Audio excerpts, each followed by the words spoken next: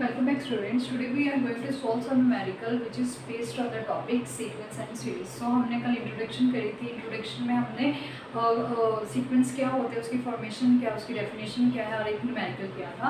Similarly आज भी हम उसके रिलेटेड जो है वो कुछ न्यूमेरिकल्स करने लगे हैं. So let's start.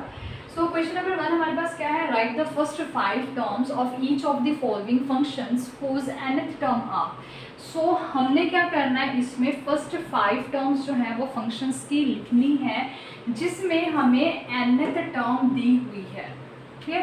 देखो जो सीक्वेंस है ना वो एक तरह से फंक्शंस ही होते हैं. ठीक है.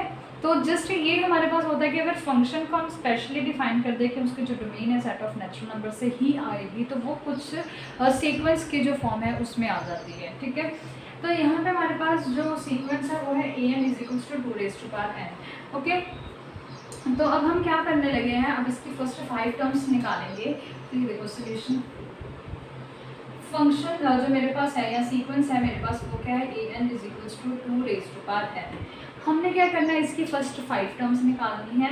तो n की वैल्यू क्या लेंगे, हम 1 लेंगे. ठीक है. जब हमने n की वैल्यू 1 ली तो a1 क्या आ रहा है, 2 raised to power 1. Means answer क्या आ गया, 2.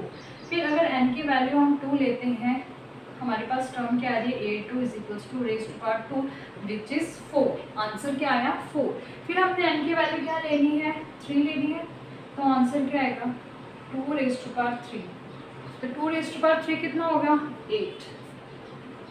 देन n की वैल्यू अगर हम 4 लेते हैं तो a4 = 2 raised to power 4. तो 2 raised to power 4 क्या होगा, 16. और हमने कितनी टर्म्स निकालनी थी, 5. तो लास्ट टर्म मीन्स n की जब हम वैल्यू 5 लेंगे, a5 = 2 raised to power 5. Answer will B 32. तो ये मेरे पास क्या आ रही है, टर्म्स आ रही हैं किसकी, an = 2 raised to power n sequence की. तो लास्ट लाइन आप क्या लिखोगे, here the first 5 terms are, कौन कौन सी हैं, 2, 4, 8, 16, 32. तो ये क्या मेरे पास आ गया, ये फर्स्ट पार्ट का जो है वो आंसर आ गया. ठीक है. अब हम क्या करने लगे हैं, अब हम इसका सेकंड पार्ट करने लगे हैं. ठीक है. सेकंड पार्ट क्या है हमारे पास, सेकंड पार्ट में हमारे पास nth टर्म दी हुई है, tn. ठीक है. tn = 2n - 3/6. तो यहाँ पे कोई रिस्ट्रिक्शन नहीं है कि आप an ही यूज़ करोगे nth टर्म के लिए. आप nth टर्म के लिए tn की नोटेशन भी यूज़ कर सकते हो. ठीक है. तो आपने n की कितनी वैल्यूज निकालनी है, 5. तो आप पहले भी लिख सकते हो कि n की वैल्यू आपने जो पुटिंग करनी है 1 2 3 4 5. तो हम वो नहीं लिख रहे हैं, हम डायरेक्ट आंसर निकाल रहे हैं. तो यहाँ पे सबसे पहले हम n की वैल्यू 1 ले रहे हैं. तो n की वैल्यू अगर 1 ली तो t1 कितना आ रहा है मेरे पास, 2 × 1 - 3 / 6 मीन्स 2 - 3 / 6 विच इज -1 / 6. ठीक है. n की वैल्यू फिर क्या लेंगे हम, 2. दैट मीन्स t2 की वैल्यू निकालनी है. t2 की वैल्यू क्या आएगी, n की वैल्यू को आप 2 से रिप्लेस कर दो, 2 × 2 - 3/6. तो ये पूरी कैलकुलेशन लिखने की जरूरत नहीं है, अब आप बड़े हो गए, आप डायरेक्ट आंसर लिख सकते हो. ठीक है. 2 × 2 4, 4 - 3 1. तो आंसर क्या आएगा, 1/6. ठीक है. देन n की वैल्यू हम 3 कंसीडर करेंगे. n की वैल्यू जब 3 ली तो t3 कितना आ रहा है, n की वैल्यू को आप पुट कर दो 3. 2 × 3 - 3 / 6. 2 × 3 6, 6 - 3 is 3. 3 / 6 आ रहा है. तो इसे कैंसिल करने के बाद आपके पास क्या आएगा, 1/2. देन उसके पास इसके बाद आपके पास n की वैल्यू क्या आएगी, 4. तो t4 कितना आएगा, n को फिर इससे रिप्लेस कर देंगे. n को फिर आप 4 से रिप्लेस करोगे, 2 × 4 - 3 / 6. तो 4 × 2 कितना आ रहा है, 8. 8 - 3 / 6. ठीक है. तो 8 - 3 कितना हो गया आपके पास, 5/6. ठीक है. अब उसके बाद आप क्या करोगे, n = 5, t5 निकालोगे. जब आप t5 निकालोगे तो आपके पास क्या टर्म आएगी, देखो t5 निकालोगे तो 2 × 5 - 3 / 6. तो 2 × 5 10 - 3/6. आंसर क्या आएगा, 7/6. ठीक है.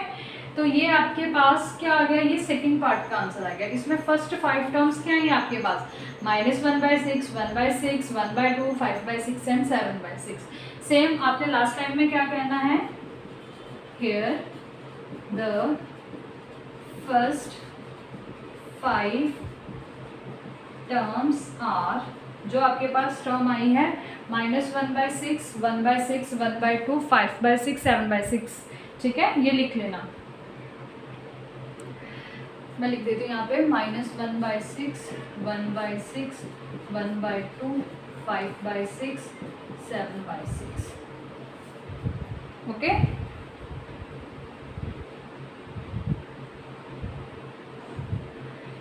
इसके बाद जो थर्ड पार्ट है, थर्ड पार्ट में क्या कहा गया है कि an के वैल्यू क्या है। देखो कुछ भी आ सकता है यहाँ पे आपके पास, कोई भी टर्म आ सकती है। तो थर्ड में आपके पास an है, an की नोटेशन इस तरह से भी हो सकती है। तो बेसिकली यहाँ पे आपको नोटेशंस के बारे में भी बताया गया है कि आपने सीक्वेंस an इस तरह से भी लिख सकते हो, सीक्वेंस को आप इस तरह से भी लिख सकते हो, सीक्वेंस को आप इस तरह से भी लिख सकते हो और इस तरह से भी लिख सकते हो। तो tn की जो फॉर्म है ये आप ऑलरेडी 10th क्लास में पढ़ चुके हो, तो इससे आप तो ऑलरेडी यूज्ड टू होंगे। तो an है वो भी आपने पढ़ी हुई, जब आप टर्म्स लिखते हो तो आप A1, A2, A3 करके ही लिखते हो 10th क्लास में भी, जब आप APGP पढ़ते हो, ठीक है। अर्थमेटिक प्रोग्रेशन, ज्योमेट्रिक प्रोग्रेशन वाला चैप्टर जो है आपके पास। तो अब हम ये थर्ड पार्ट स्टार्ट करते हैं। थर्ड पार्ट में हमारे पास क्या है, देखो a of n is equals to -1 raised to power n minus 1, 5 raised to power n plus 1। तो ये भी बहुत अच्छा इंटरेस्टिंग क्वेश्चन है। इसमें आप n की वैल्यू को क्या पुट करोगे, 1, 2, 3 और 4 और 5। तो देखोगे क्या क्या आंसर आ रहा है। तो सबसे पहले मैं n की वैल्यू 1 ले रही हूँ। n की वैल्यू देखो 1 लिया, तो क्या आएगा, यहाँ पे जो नोटेशन है आप वही फॉलो करोगे। तो मैं भी वही फॉलो कर रही हूँ, a1 is equals to -1 raise to power, n की वैल्यू क्या है 1, तो यहाँ पे क्या आएगा 1 - 1, देन इनटू 5 n 1 + 1। तो -1 रेज टू पावर, ये 0 हो गया, किसी की भी पावर 0 आंसर 1 होता है। तो -1 रेज टू पावर 0 क्या होगा 1 इंटू 5 रेज टू पावर 2 कितना हुआ 10। तो 1 इंटू 10 इज आंसर 10। क्लियर है, ये देखो ध्यान से। फर्स्ट पार्ट का आंसर कितना आ रहा है हमारे पास 10 आ रहा है। उसके बाद आपने क्या करना है, n की वैल्यू जो है वो 2 कंसीडर करनी है।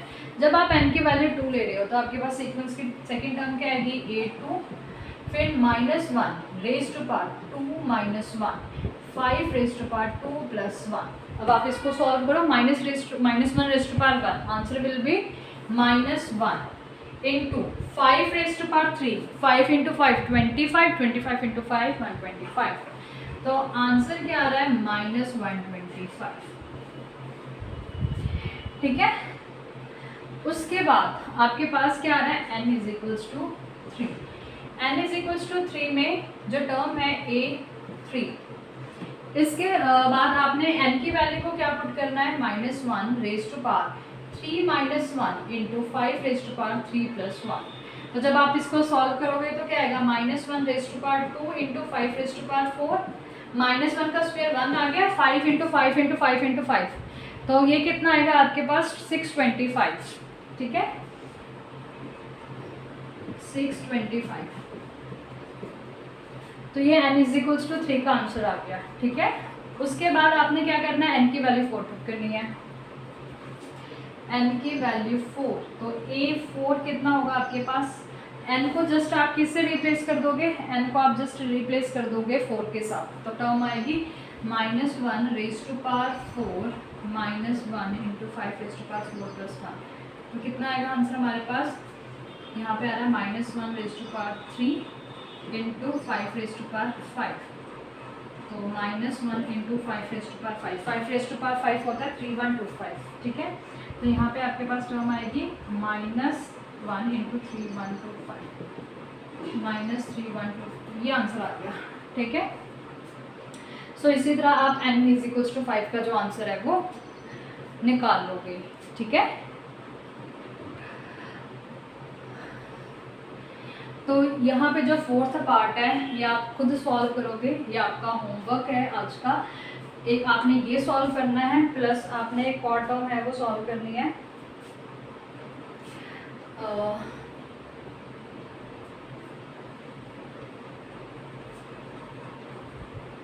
इसका जो फोर्थ पार्ट है वो आप खुद सॉल्व कर लेना बेटा। इसके बाद आप एक क्वेश्चन और सॉल्व करोगे। What is the 20th term of the sequence